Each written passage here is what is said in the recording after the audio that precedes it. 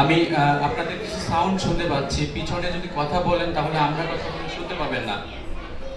আমার মনে হয় আমার ছোট ভাই বোনেরা পিছনে বসে আছে, তাদেরকে বলছি যে একটু কথা না বলার জন্য। এই মুহূর্তে আমি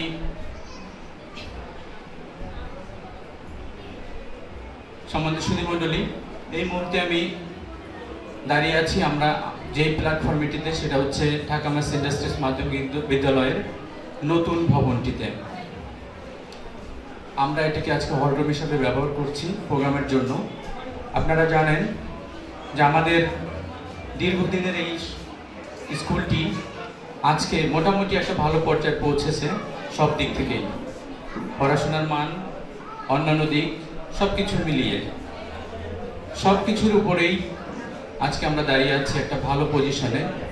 এটা আমাদের বিদ্যালয়ের সুযোগ্য ম্যানেজিং কমিটি এবং সুযোগ্য শিক্ষক মণ্ডলী এবং আপনারা যারা আছেন দূর থেকে যারা সাহায্য করেন পরামর্শ দিয়ে বা অন্যান্য উপায়ে, তাদের একান্ত প্রচেষ্টায় এগুলি হয়েছে।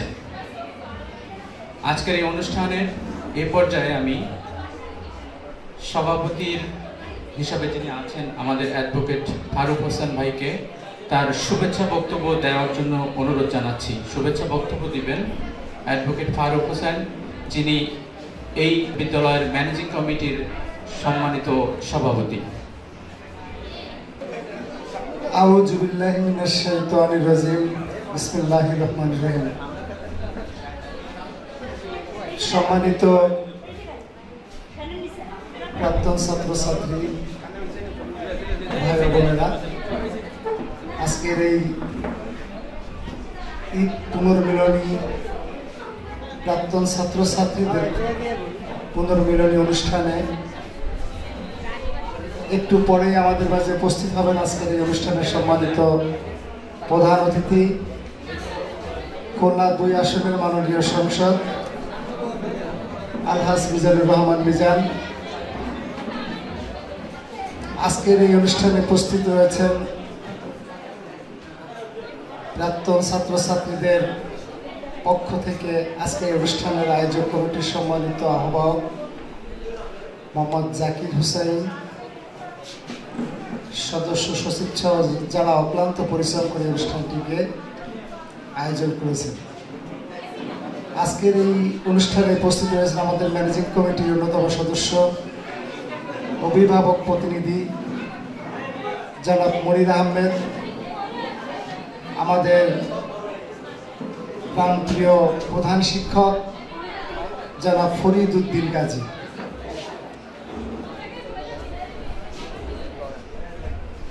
আমাকে এখানে এই অনুষ্ঠানটি একেবারে একান্তই আপনাদের, এই অনুষ্ঠানে আমাকে সভাপতি হিসাবে আমন্ত্রণ জানানো হয়েছে এবং আজকের এই অনুষ্ঠানের শুভেচ্ছা বক্তব্য দেওয়ার জন্য যতটুকু সময় আমাকে দেওয়া হয়েছে আমি আন্তরিকভাবে আপনাদের এই আয়োজক কমিটিকে ধন্যবাদ জানাই। আপনারা এই স্কুল থেকে বিভিন্ন সময় আমি জানি যে অনেক ভালো রেজাল্ট করে কৃতিত্বের সহিত বাংলাদেশের বিভিন্ন জায়গাতে আপনারা অবস্থান করছেন এবং অনেক ছাত্রছাত্রী আছে যারা বাংলাদেশের বিভিন্ন পর্যায়ে আপনারা দেশকে নেতৃত্ব দিচ্ছেন, দেশের জন্য কাজ করছেন। এটি এই স্কুলের জন্য যেরকম গৌরব, ঠিক এই স্কুলের যারা শিক্ষকবৃন্দ তাদের জন্য এই দিনটি আজকে খুব গৌরবের দিন। আপনারা জানেন যে এই স্কুলটি ঢাকা মেস ইন্ডাস্ট্রির যে মালিক পক্ষ তাদের দ্বারা পরিচালিত হতো। স্কুলটি একটি সময় ছিল যে ঢাকা মেস ইন্ডাস্ট্রির মালিক পক্ষ শিক্ষকদের সমস্ত বেতন ভার বহন করত এবং এই স্কুলে যারা এই মিলের দাদামেস ফ্যাক্টরির কর্মকর্তা কর্মচারী বৃন্দ তাদের ছেলেমেয়েরা এখানে বেশিরভাগ ছেলেমেয়েরাই পড়াশোনা করত। তো এই স্কুলটি যখন আমরা দীর্ঘদিন যাবত খুবই সুনামের সঙ্গে যখন কাজ করতেছিল এবং এখানে অসংখ্য ছাত্রছাত্রী যারা খুব কৃতিত্বের সঙ্গে তারা ভালো রেজাল্ট করে এখান থেকে বিভিন্ন কর্মসংস্থানে যখন তারা যোগ দিল এবং সারা খুলনার শহরের মানুষ জানতো যে দাদামেস স্কুল একটি ভালো স্কুল এবং এখানে শিক্ষার মান ভালো, শিক্ষকবৃন্দ ভালো, পড়াশোনার মান ভালো। একটি সময় ছিল যেখানে প্রায় এই বিদ্যালয়টিতে 1000-এর উপরে ছেলে মেয়ে লেখাপড়া করত। আপনারা সবাই জানেন যে আপনারা যখন এই স্কুল থেকে পাশ করে বের হয়ে যান তারপরে এই মিলটি বন্ধ হয়ে যায় এবং এই মিলটি যখন বন্ধ হয়ে যায় তারপর থেকে এই স্কুলটির কিছুটা হলো দুর্দশা নেমে আসে। প্রথমত হলো স্কুলের শিক্ষকদের বেতন বন্ধ হয়ে যায়। আমাদের শিক্ষকরা অনেক কষ্ট করে বোর্ডের সঙ্গে দিন দরবার করে স্কুলটিকে এমপিওভুক্ত করান এবং গভর্নমেন্টের তরফ থেকে তাদের বেতন দেওয়ার সুব্যবস্থা করা হয়। একটি পর্যায়ে এসে শিক্ষার মানের কিছুটা ঘাটতি দেখা দেয় এবং অনেক ছেলে মেয়ে এখান থেকে বেরিয়ে রূপসা স্কুল সহ অন্যান্য স্কুলে চলে যেতে থাকে এবং এরকম একটি দুর্দশার মধ্যে এই স্কুলের সভাপতির দায়িত্ব পালন করতে থাকে খুলনার জেলা প্রশাসক মহোদয়ের পক্ষ থেকে একজন প্রতিনিধি। তারা শুধু সরকারি দায়িত্ব পালন করে, স্কুলের অনেক বিষয় তাদের মুখদর্পণেও থাকে না বা খেয়াল রাখতেও পারে না। এরকম একটি ক্লান্তিকাল, আমি বলতে গেলে অনেক সময় লাগে, এরকম একটি ক্লান্তিকাল যখন আসলো তখন আমাদের মাননীয় সংসদ আলহাজ মিজানুর রহমান মিজান এই স্কুলটির দিকে নজর দেন। যেরকম একটি গৌরব উজ্জ্বল স্কুল, যে স্কুল খুলনার মধ্যে রেজাল্টে অনেক স্কুলের চাইতে ভালো ভালো রেজাল্ট করতে স্কুল, এই স্কুলটির এরকম কেন দুর্দশা হবে?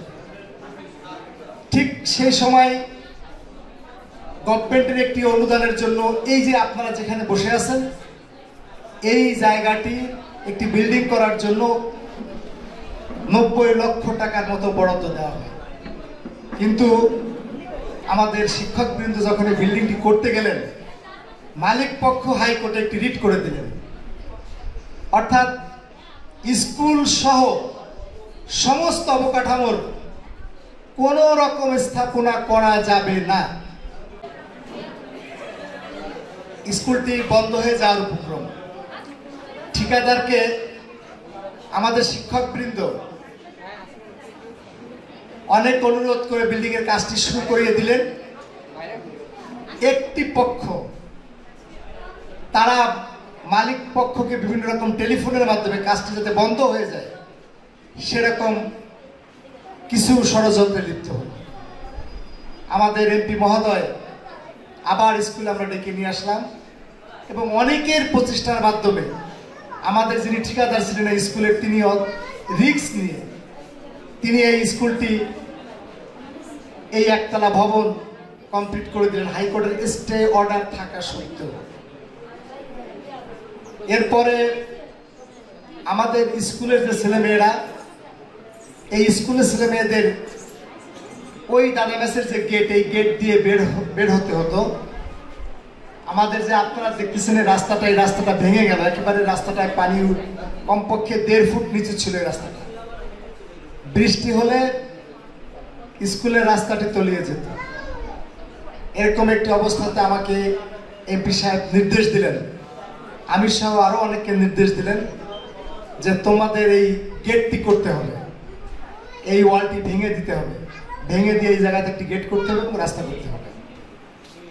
যাই হোক, অনেক প্রতিকূলতার পরেও আপনারা জানেন যে এটি একটি সংরক্ষিত এলাকা এবং এই এলাকার পাকা ইরামত বা দেওয়াল ভাঙা খুব কষ্টসাধ্য একটা ব্যাপার এবং এখানে অনেক রিস্ক, মামলা হওয়ার সম্ভাবনা এবং হাইকোর্টের স্টে অর্ডার ভঙ্গ করার সম্ভাবনা, মালিক পক্ষের অনেক রকম হুমকি ধামকি, বিশেষ করে আমাকে আর হেড স্যারকে অনেক রকম হুমকি ধামকি দেওয়া হয়েছে। এই রক্তচক্ষু উপেক্ষা করেও আমরা এই দেওয়ালটি ভেঙে আমরা প্রথমে চিন্তা করলাম যে একটি স্কুলের যদি গেট না থাকে, অনেক লোক বাইরের লোক তারা জানেও না তাদের কাছে ভিতরে এত সুন্দর একটি স্কুল আছে, এত সুন্দর একটি পরিবেশ। আমরা সেই দায়িত্বশীলতার সঙ্গে এমপি সাহেবের নির্দেশ মোতাবেক আমরা দেওয়ালটি ভেঙে দিয়ে আমরা একটি গেট করে দিলাম, আমরা এই রাস্তাটি করে দিলাম।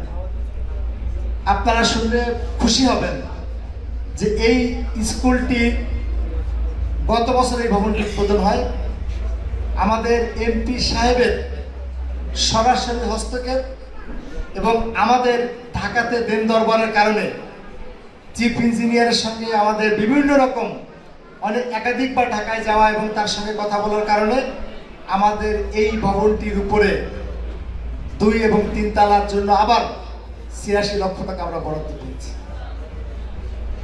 আমরা হেড স্যার তখন অনুভব করলেন যে সরকারি লোকরা যদি স্কুলের ম্যানেজিং কমিটিতে থাকে তাহলে স্কুল তদারকি দেখাশোনা করার জন্য মারাত্মক রকম বিঘ্ন সৃষ্টি হয়। সে কারণেই হেড স্যার আমাদেরকে ডেকে এনে বা এমপি সাহেব তিনিও আমাদেরকে নির্দেশ দিলেন যে এখানে যারা কাজ করতে চায়, স্কুলের ভালো চায়, তাদের সমন্বয়ে একটি কমিটি করতে। এবং সেই সুবাদেই এই স্কুলে প্রথম বাইরে থেকে কেউ সাধারণ মানুষ সভাপতি হিসাবে অনেক বড় দায়িত্ব আমার মতো একজন ক্ষুদ্র মানুষকে দেওয়া হয়। আমরা মাত্র 3 মাস আগে দায়িত্বভার গ্রহণ করেছি।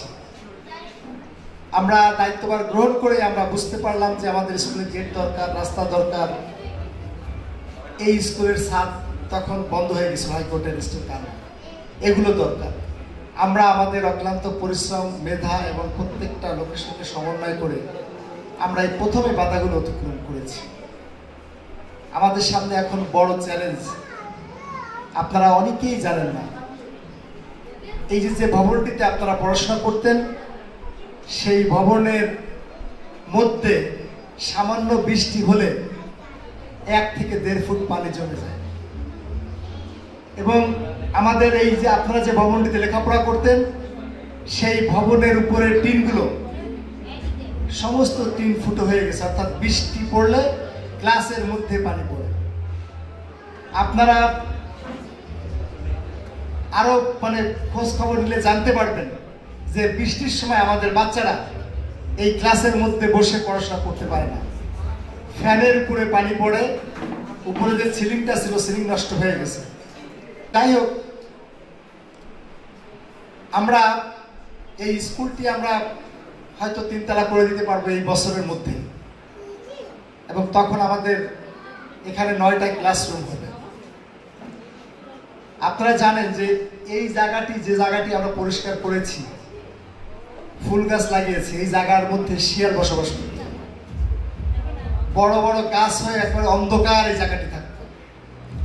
আমরা এই 3 মাসের মধ্যে প্রথম পদক্ষেপ নিলাম যে এই জায়গাটা পরিষ্কার করতে হবে, এখানে সুন্দর একটি বাগান করতে হবে। এই বর্ষায় আমরা গাছ লাগিয়েছি। আগামী বছর আপনারা দেখতে পারবেন সুন্দর মনোরম একটা পরিবেশ এই স্কুলের মধ্যে বিরাজ করছে। বিভিন্ন প্রজাতির ফুল গাছ, ফল গাছ আমরা লাগিয়েছি। ইতিমধ্যে বাচ্চাদের বসার জন্য 90টা বেঞ্চ স্কুলে এসে গেছে। আমরা আমাদের এমপি মহোদয়ের মাধ্যমে আমরা এই ছাদের উপরে সৌর প্যানেল স্থাপন করেছি। 1 লক্ষ টাকার উপরে খরচ, যে সৌর প্যানেলের মাধ্যমে এই লাইটগুলো জ্বলছে। কারেন্ট না থাকলেও এখানে লাইট জ্বলবে, 5টা ফ্যান চলবে। আমরা বিশেষ করে জাকিরের সঙ্গে, জাকির যখন ঢাকাতে ছিল ওর সঙ্গে আমাদের বেশি যোগাযোগ হতো। আমরা ওকে অনুরোধ করলাম যে এরকম একটি ক্রান্তিকাল সময়ের মধ্যে আমাদের পুরানো যে ঘরটি আছে, যে ঘরটিতে তোমরা পড়াশোনা করতে এক সময়, এই ঘরটি সংস্কার না করা হলে কোনো অবস্থাতেই বাচ্চাদেরকে এখানে পড়াশোনা করানো সম্ভব না। তো তারই উদ্যোগ হিসাবে জাকির আপনাদের অনেকের কাছে যোগাযোগ করেছে। আজকে আপনাদের স্বল্প উপস্থিতি, আমরা আশা করেছিলাম যে আপনাদের কাছ থেকে, আপনাদের হৃদয়ের টান থেকে, আপনাদের হৃদয়ের ভালোবাসা থেকে আপনারা এখানে উপস্থিত হবেন এবং আপনাদের উপস্থিতির সংখ্যা অনেক বেশি হবে। যাই হোক, অনেকের আছে ছুটিতে, আপনারা এখানে এসছেন, আবার ঢাকায় ফিরতে হবে, বিভিন্ন কর্মসংস্থানে আপনাদের যেতে হবে, যার কারণে উপস্থিতিটা অনেক কম।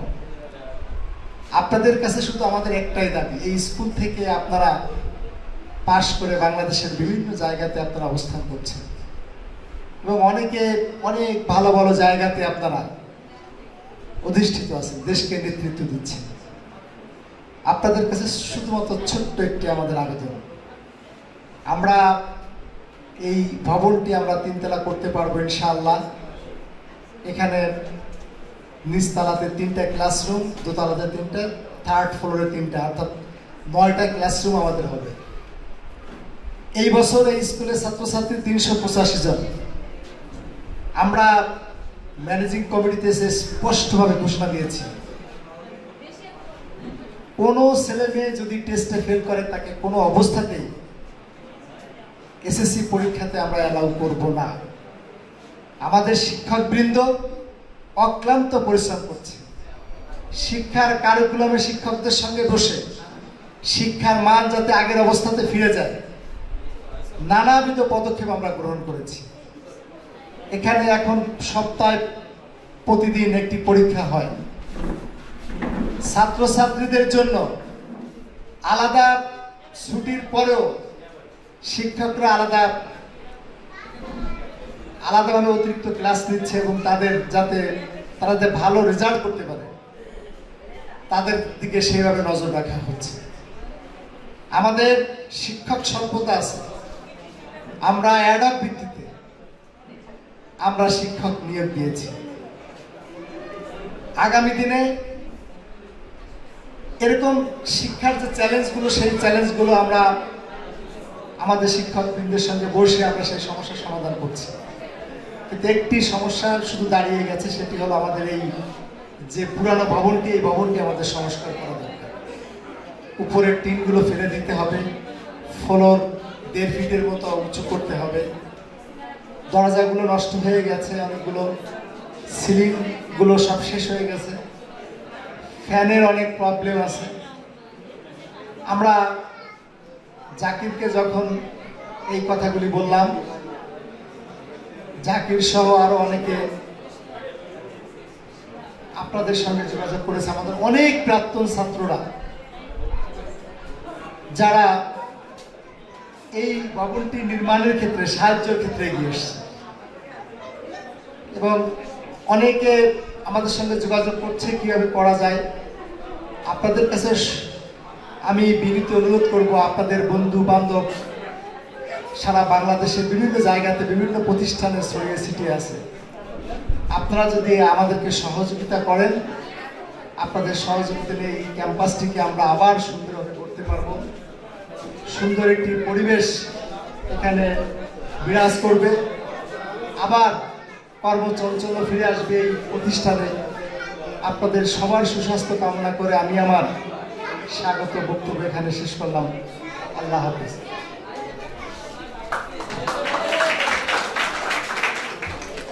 ধন্যবাদ আরিফ ভাইকে। যে বিষয়গুলি জানা ছিল না সেই বিষয়গুলি হয়তো আপনাদের জানা হয়েছে।